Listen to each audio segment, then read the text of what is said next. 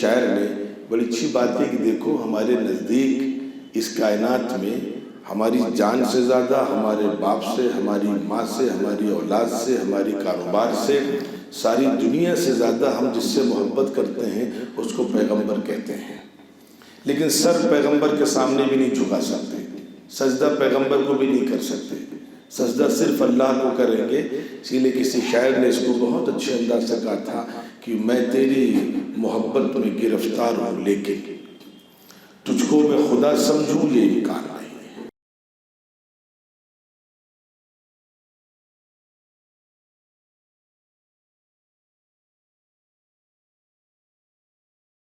الحمدللہ رب العالمین والصلاة والسلام علی سید المرسلین محمد وآلہ وصحبہ اجمعین ومن تبعهم بإحسان إلى يوم الدين، أما بعد، أعوذ بالله من الشيطان الرجيم، بسم الله الرحمن الرحيم، يا أيها الذين آمنوا اتقوا الله حق تقاته ولا تموتن إلا وأنتم مسلمون، صدق الله العظيم۔ رب اشرح لي صدري ويسر لي أمري، سبحانك لا علم لنا إلا ما علمتنا إنك أنت العليم الحكيم، سبحان ربك رب العزة عما يصفون وسلام على المرسلين والحمد لله رب العالمين۔ قابل احترام بزرگوں اور میرے عزیز دوستوں، گزشتہ جمعے کو میں نے ارتداد کے حوالے سے لائحہ عمل آپ کی خدمت میں رکھا تھا۔ ہماری بچیاں جو بہت بھولی بھالی ہیں لیکن ماحول سے متاثر ہو کر کبھی کبھی بڑے غلط فیصلے کر لیتی ہیں، اور وہ والدین کی مرضی بلکہ اللہ اور اس کے رسول کی مرضی کے خلاف جا کر کے کسی کو اپنی زندگی کا سہارا بنا لیتی ہیں۔ ایسے موقع پر ہماری کچھ ذمہ داریاں ہوتی ہیں، اس حوالے سے ایک ذمہ داری میں نے گزشتہ جمعے کو عرض کی تھی، اور وہ خلاصے کے طور پر عرض کر دوں کہ اس پر جو تحقیق ہوئی، لوگوں نے غور و فکر سے کام لیا تو پتہ یہ چلا کہ زیادہ واقعات جہاں پر پیش آ رہے ہیں اس میں کو ایجوکیشن سسٹم کا بڑا اس میں دخل ہے۔ جو کالجز اور یونیورسٹیز ہیں وہاں پر اس قسم کے واقعات زیادہ پیش آ رہے ہیں، چنانچہ اسی حوالے سے چند گزارشات آپ سے کی گئی تھی کہ ہم کوشش یہ کریں کہ اپنی بچیوں کو ہم ایسے اسکولوں میں تعلیم دلائیں جہاں صرف بچیاں ہی پڑھتی ہوں، چاہے فیس مہنگی ہو، تعلیم کچھ کم ہو، وہ ساری چیزیں ٹھیک ہیں، لیکن ایمان کو خطرے میں ڈال کر کے کوئی فیصلہ کرنا یہ بڑی نادانی ہے۔ ایک وجہ تو یہ تھی، اور اس پر اللہ کی توفیق سے تفصیلی گفتگو ہو چکی تھی۔ دوسری وجہ کیا ہے جو یہ واقعات پیش آ رہے ہیں؟ دوسری وجہ میرے عزیز وہ بھی حضور پاک علیہ الصلوۃ والسلام کی جو صاف اور واضح ہدایتیں ہیں، ہم نے ان ہدایتوں کو نہ تو کبھی سنجیدگی سے سمجھا ہے نہ اس پر عمل کیا ہے۔ حضور پاک علیہ الصلوۃ والسلام کی جو ہدایتیں ہیں اس کا خلاصہ میں عرض کروں، اور اس پر ہمارے بڑوں نے واقعتاً کام کیا تھا۔ خلاصہ اس کا میرے عزیز یہ ہے کہ ہم جو رہائش اختیار کریں گے اس کے لیے اپنے علاقوں کا انتخاب کریں گے۔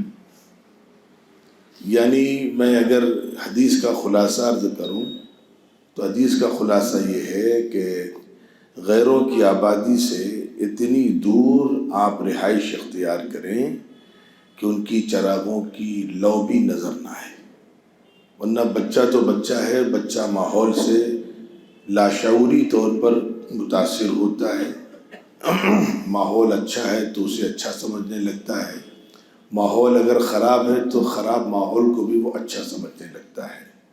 اس لیے دوسری گزارش آپ حضرات سے یہ ہے، میں نے کئی بار گزارشیں کی ہیں کہ سب سے پہلے جب آپ مکان بنانے کا ارادہ کریں، کہیں پر شفٹ ہونے کا ارادہ کریں، یا آپ کا کوئی دوست، آپ کا کوئی عزیز کہیں پر منتقل ہونے کا ارادہ کرے، تو اس میں اس کو مشورہ دیں کہ آپ کسی مسلم علاقے کا انتخاب کریں۔ اور اللہ کا فضل ہے کہ ہر شہر میں مسلم علاقے ہیں، اور شہروں میں نہ ہو تب بھی 10 20 50 کلومیٹر کے دائرے میں آپ کو ایسی آبادیاں مل جائیں گی جہاں مسلمان ٹھیک ٹھاک پوزیشن میں ہیں۔ وہاں پر اگر ہماری رہائش ہو جائے گی تو انشاءاللہ العزیز ہم بڑے خطرات سے محفوظ ہو جائیں گے۔ دور بہر کے فتنوں کا ہے، ہم سوچیں کہ ہم فرشتہ بن جائیں گے یا سامنے والا فرشتہ ہو جائے گا، یہ تو ناممکن ہے۔ اس دور کے لیے حضور پاک علیہ الصلوۃ والسلام نے بڑی رعایتیں رکھی ہیں۔ بعض دور ایسے آئیں گے جب دین پر عمل کرنا مشکل ہوگا۔ حضرات صحابہ سے حضور پاک علیہ الصلوۃ والسلام نے صاف ارشاد فرمایا کہ تمہاری 10 سنتوں میں سے اگر ایک بھی چھوٹی تو اللہ تمہاری گرفت کر لیں گے۔ لیکن بعض میں کچھ ایسے حالات ہوں گے، دنیا فتنوں کے دور میں ہوگی، ان حالات میں جو لوگ دین پر عمل کریں گے، جب دین پر عمل کرنا بڑا مشکل ہوگا تو 10 میں سے اگر ایک سنت پر بھی عمل کر لیں گے، اللہ انہیں بخش دیں گے، اللہ انہیں معاف فرما دیں گے۔ تو بہرکیف اس دور میں کسی سے بھی یہ توقع کی جائے کہ وہ صحابہ، فرشتہ یا تابعی یا کسی اللہ کے ولی کی زندگی پیش کر پائے گا، مشکل کام ہے۔ لیکن بہرکیف موبائل کا دور ہے، موبائل فتنوں کی دنیا ہے۔ اگر ہم کسی ایسے علاقے میں آباد ہوتے ہیں جہاں آگے پیچھے دائیں بائیں مسلمان ہیں، اللہ نہ کرے ہمارا بچہ یا ہماری بچی موبائل کی زد میں آ کر کے یا پڑوس کی خرافات سے متاثر ہو کر کے اگر بہکتی ہے، کوئی غلط فیصلہ کرتی ہے، تو بہت ممکن ہے کہ ماں باپ کی مرضی کے خلاف تو فیصلہ ہو، لیکن وہ چھوٹا ایک فیصلہ ہوگا اور دین اس کا محفوظ رہے گا۔ اس لیے میرے عزیزو، ایک دوسری گزارش جو آپ حضرات سے مجھے عرض کرنی وہ یہ کہ خدا کے واسطے جیسی بھی کوشش ہو، آپ اپنی بچوں کے لیے بھی، اپنے دوستوں کے لیے بھی، اپنے لیے بھی آپ فکر اس بات کی کریں کہ رہائش کسی ایسے علاقے میں ہو جہاں پر مسلمانوں کی بستیاں ہوں۔ اور مسلمانوں کی بستیوں کے حوالے سے ابھی کورونا میں چند چیزیں نظر آئیں، اللہ حفاظت فرمائے۔ اب وہاں ہم شکایت کرتے ہیں کہ پتلی سڑکیں ہوتی ہیں، نالیاں ہوتی ہیں، ایسا نہیں ہے۔ آپ کے پاس اگر پیسہ ہے تو اللہ کا شکر ہے، کم از کم شہر لکھنؤ کے حوالے سے، کانپور کے حوالے سے، الہ آباد کے حوالے سے، گورکھپور کے حوالے سے، یہ چند آپ کے علاقے کے وہ بڑے شہر ہیں کہ جن کے سلسلے میں میں دعوے سے کہہ سکتا ہوں کہ اگر آپ کے پاس پیسے ہیں تو اللہ کا شکر ہے، مسلمانوں کے بھی اچھے علاقے ہیں یہاں پر۔ آپ لکھنؤ میں چاہیں تو مہنگے علاقے مسلمانوں کے بھی ہیں، چوڑی سڑکیں ہیں ماشاءاللہ سے، صفائی ستھرائی کا انتظام ہے۔ آپ کو اللہ نے بہت نوازا ہے تو آپ وہاں جا کر کے آباد ہو جائیں، لیکن رہیں مسلم علاقوں میں۔ اس کی وجہ میرے عزیزو یہ ہے کہ مسلم علاقوں میں جب بچے رہیں گے تو 2 فائدے ہوں گے۔ ایک پچھلے جمعے کی جو بات کہہ رہا ہوں میں اور آج جو بات کہہ رہا ہوں میں، اس میں دونوں کو ملا کر کے پہلے کورونا والی مصیبت بتلا دوں کہ مسلم علاقوں میں آباد رہنے سے بہت سے فائدے، اللہ کا شکر احسانات یہ ہیں۔ نمبر 1، ہمارے بچوں کی مفت میں تربیت ہو جاتی ہے۔ بغل سے، دائیں سے، اوپر سے، نیچے سے، بائیں سے جو شخص نکلا وہ سلام کرتا ہے۔ وہ چاچا نمستے بچہ نہیں کرتا، بچہ بھی السلام علیکم کہتا ہے، فری میں۔ یعنی اپنے علاقے میں ہمارا بچہ رہے گا تو انشاءاللہ العزیز وہ بہت سے گناہوں سے محفوظ رہے گا، اور مفت میں اس کی تربیت انشاءاللہ العزیز ہو جائے گی۔ السلام علیکم، وعلیکم السلام، یہ مفت میں چیزیں ملیں گی۔ اب اگر غیروں کے علاقے میں ہے تو بچہ صبح سے شام تک آپ سوچیے کتنے مرتبے نمستے کہہ رہا ہے۔ بچہ تو بچہ ہے، وہ تو نہیں سمجھ پا رہا ہے کہ اس میں وہ کیا گناہ کر رہا ہے۔ ہمارے بڑوں نے اسی لیے نمستے کا پورا مطلب کیا ہے میں وہ نہیں جانتا، وہ تو آپ حضرات جانیں، لیکن اس میں بہرکیف غیر اسلامی تصور پوشیدہ ہے۔ اسلام کا تصور اس کے مفہوم میں پوشیدہ نہیں ہے۔ سر جھکاتا ہے یا ایک انسان صرف اللہ کے سامنے، کسی غیر اللہ کے سامنے سر نہیں جھکاتا۔ اور نمستے میں کسی حد تک سر جھکانے کا مفہوم آ جاتا ہے. ہم اپنے باپ کو سر نہیں جھکاتے. اور اسی لیے بعض لوگوں کی غلط فہمی ہوئی کہ اسی لیے کسی شاعر نے بڑی اچھی بات کی کہ دیکھو ہمارے نزدیک اس کائنات میں ہماری جان سے زیادہ ہمارے باپ سے، ہماری ماں سے، ہماری اولاد سے، ہماری کاروبار سے، ساری دنیا سے زیادہ ہم جس سے محبت کرتے ہیں اس کو پیغمبر کہتے ہیں. لیکن سر پیغمبر کے سامنے بھی نہیں جھکا سکتے، سجدہ پیغمبر کو بھی نہیں کر سکتے، سجدہ صرف اللہ کو کریں گے. اسی لیے کسی شاعر نے اس کو بہت اچھے انداز سے کہا تھا کہ میں تیری محبت میں گرفتار ہوں لیکن تجھ کو میں خدا سمجھوں یہ امکان نہیں ہے. محبت الگ چیز ہے اور خدا صرف خدا ہے. تو ہم اللہ کے سامنے صرف سر جھکاتے ہیں، نہ ابا کے سامنے، نہ استاذ کے سامنے، نہ یہاں تک پیغمبر کے سامنے. اب وہ ایک تو اسلام کی تعلیم یہ ہے، اور ایک بچہ جو غیر اسلامی ماحول میں رہ رہا ہے صبح سے شام تک، نہ جانے کتنی مرتبہ بیچارہ وہ اپنی زبان سے نادانی میں گناہ ماں باپ کے اوپر جا رہا ہے کہ تم نے کیا سکھلایا بچے کو.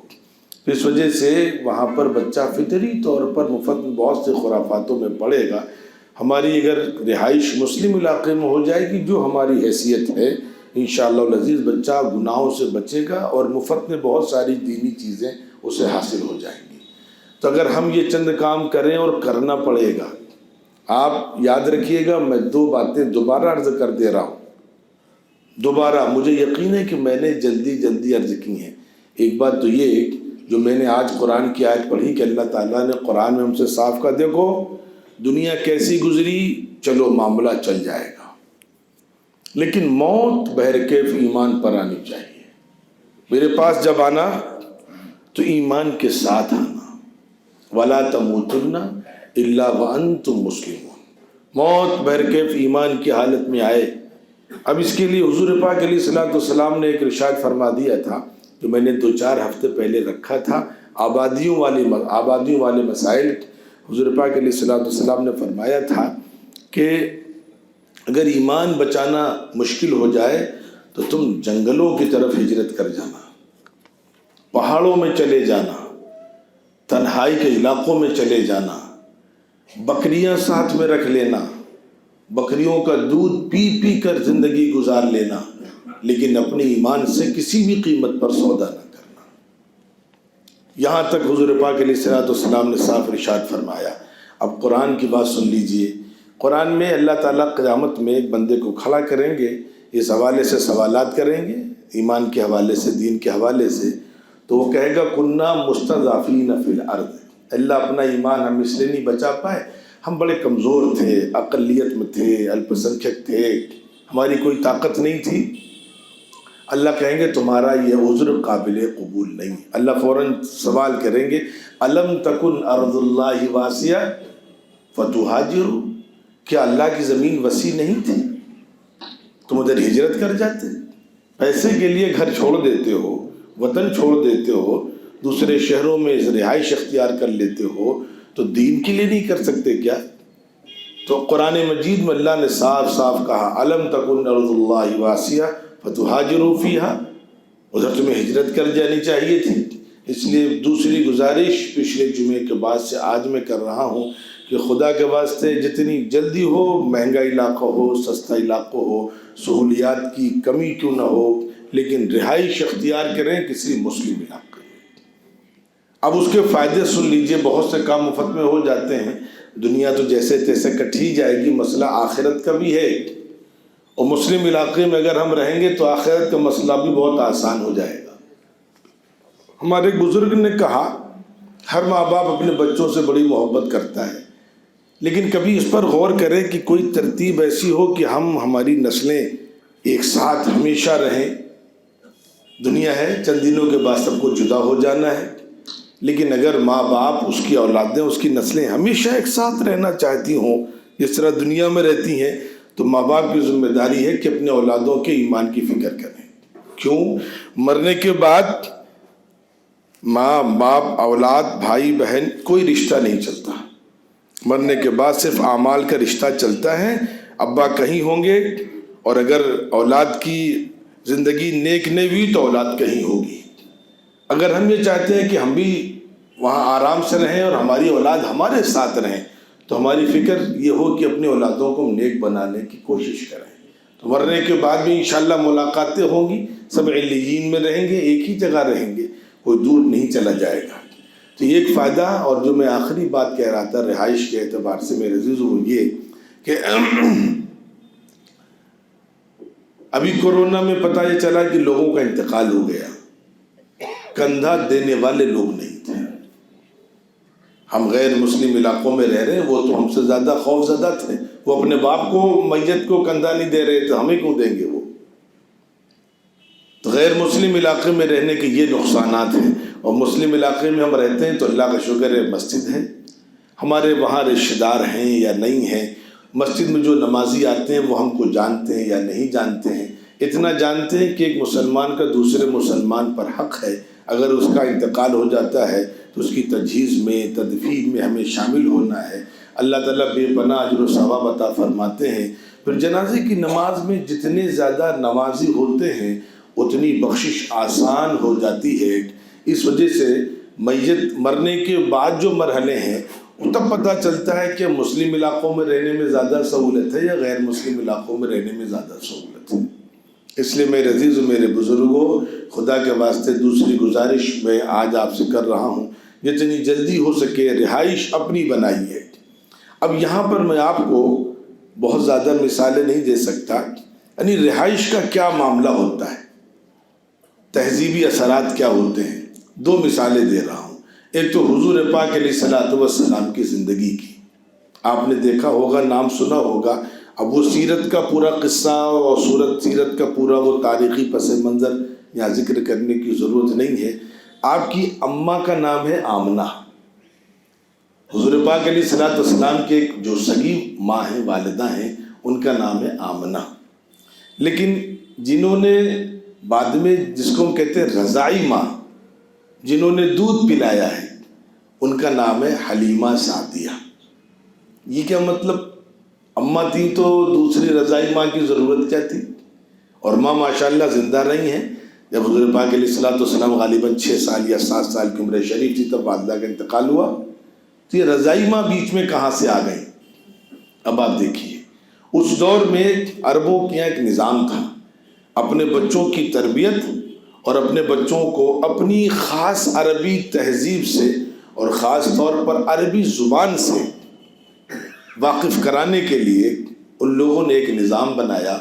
وہ نظام میرے عزیزو یہ بنایا تھا کہ چونکہ مکہ مکرمہ ایک سینٹرل پلیس تھا، مارکیٹ تھی، شام کے، یمن کے، افریقہ کے مختلف علاقوں سے لوگ آتے تھے، ان کی زبانوں میں کچھ فرق ہوتا تھا، جن کی تہذیب الگ الگ ہوا کرتی تھی۔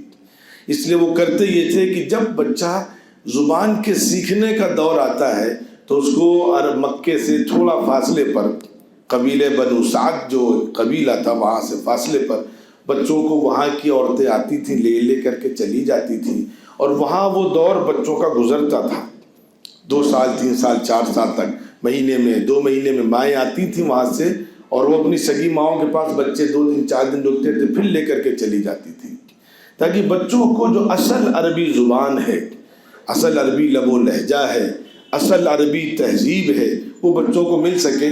مکے کی تہذیب چونکہ خلط ملط ہو گئی تھی، اس وجہ سے بہت ممکن ہے کہ بچہ اصل عربی تہذیب سے ناشنا رہ جائے۔ تو اپنی زبان، اپنی تہذیب بچانے کے لیے کیا کچھ نہیں کیا ہے۔ اور اللہ تعالیٰ معاف کرے، یہ بات مسلمانوں کو بہت دیر سے سمجھ میں آئی، جس کو بہت پہلے حضور پاک علیہ الصلوۃ والسلام نے صاف صاف فرما دیا تھا۔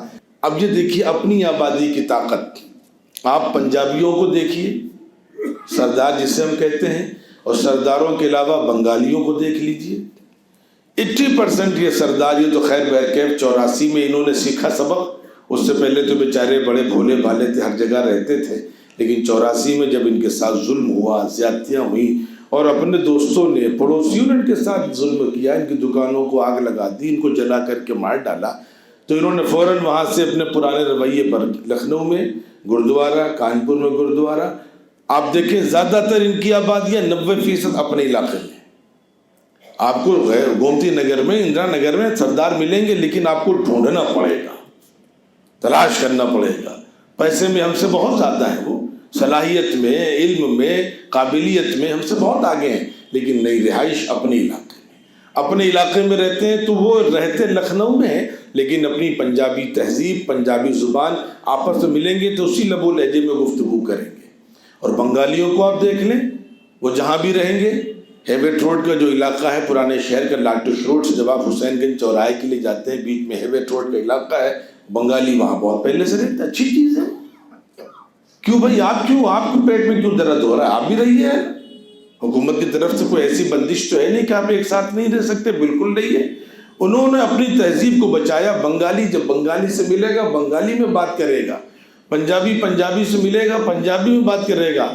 ہم مسلمان سے ملیں گے، نہ جانے کس کی زبان میں بات کریں گے، نہ ہم نے اپنی تہذیب کی حفاظت کی ہے، نہ اپنے مذہب کی حفاظت کی ہے۔ سب سے زیادہ گئی گزری قوم مسلمانوں کی ہے۔ اللہ تعالیٰ حفاظت فرمائے۔ آپ اپنا اسکول کھول کر کے دیکھیے، یعنی ہم نے جو تماشا کیا ہے، آپ اپنا بہترین معیاری اسکول کھول کر کے دیکھیے، ذرا سا تجربہ کریے۔ میں بعد میں پوچھوں گا جب آپ کروڑوں روپے خرچ کر چکے ہوں گے، غیر مسلم بچے کتنے آپ کے پاس آئے؟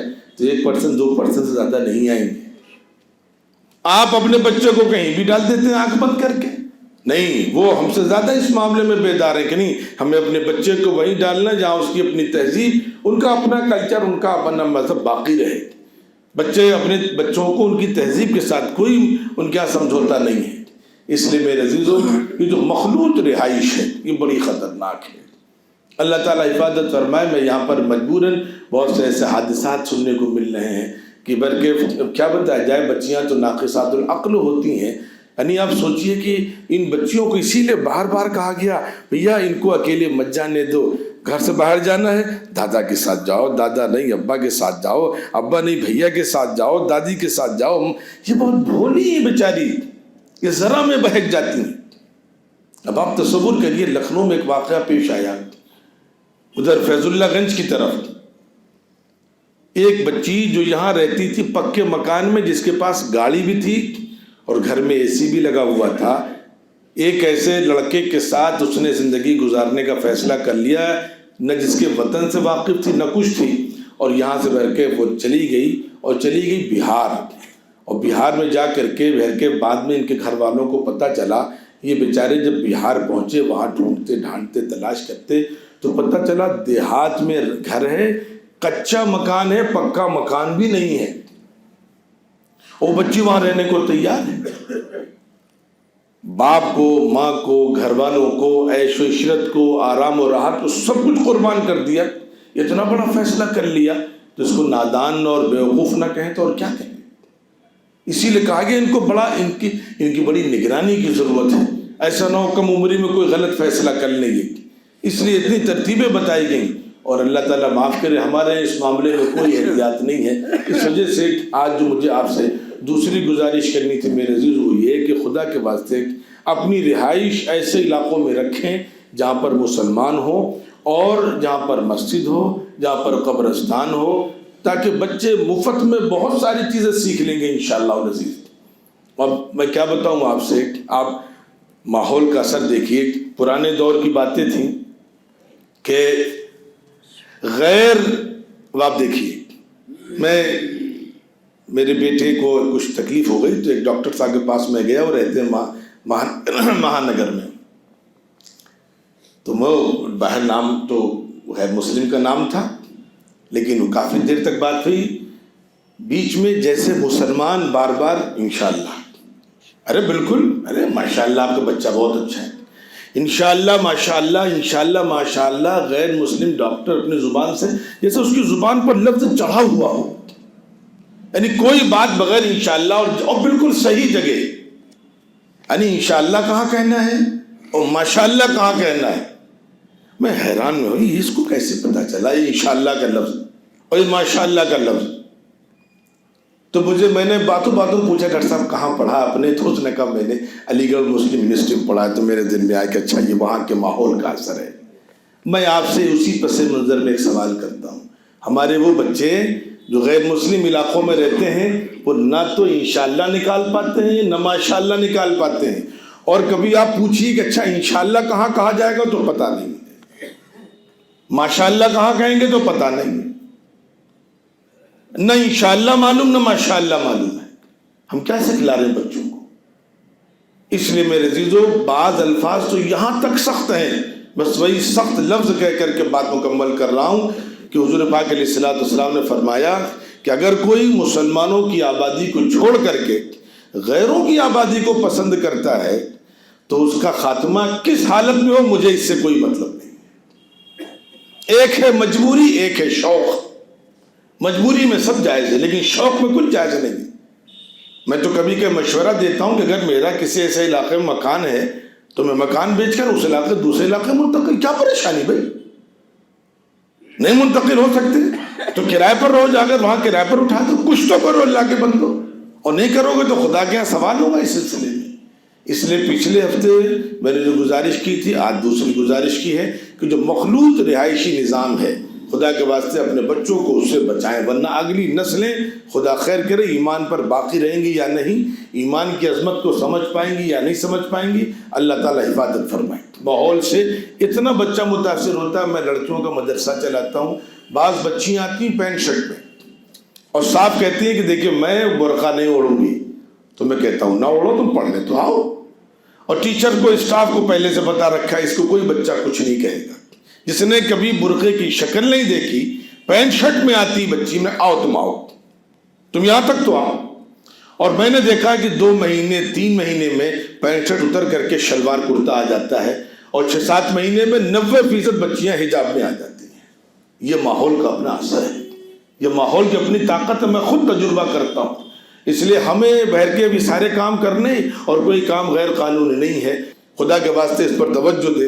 اللہ تعالیٰ کہ اس نے زیادہ عمل کی توفیق دے. والسلام علیکم ورحمۃ اللہ وبرکاتہ.